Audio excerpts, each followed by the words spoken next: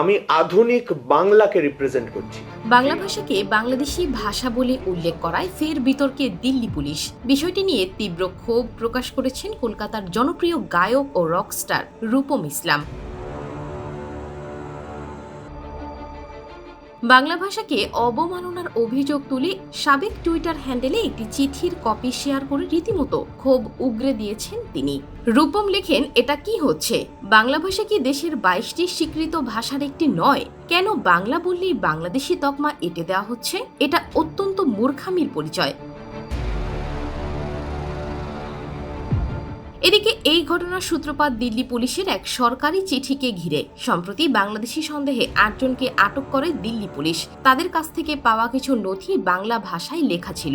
সেই নথির অনুবাদের জন্য একজন ট্রান্সলেটর চেয়ে রাজ্য সরকারের বঙ্গভবনে চিঠি পাঠায় দিল্লি পুলিশ। কিন্তু ওই চিঠিতে বাংলা ভাষাকে বাংলাদেশি ভাষা বলে উল্লেখ করা হয়, যা ঘিরেই শুরু হয় বিতর্ক। ইতিমধ্যেই রাজ্যের শাসক দল এক্স হ্যান্ডেলে সেই চিঠিটি প্রকাশ্যে এনেছে। পাশাপাশি পশ্চিমবঙ্গের মুখ্যমন্ত্রী মমতা বন্দ্যোপাধ্যায়ও বিষয়টি নিয়ে আন্দোলনে সামিল হয়েছেন। উল্লেখ্য, গত কয়েক মাস ধরে ভারতের বিভিন্ন রাজ্যে বাংলা ভাষাভাষী পরিযায়ী শ্রমিকদের ওপর অত্যাচারের অভিযোগ সামনে আসছে।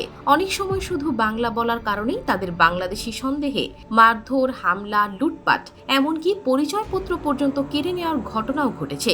রূপম ইসলামের মতো জনপ্রিয় একজন সাংস্কৃতিক ব্যক্তিত্বের প্রতিবাদে এবার আরও জোরালো হলো বাংলা ভাষা ও বাঙালির প্রতি হওয়া বৈষম্যের বিরুদ্ধে আওয়াজ।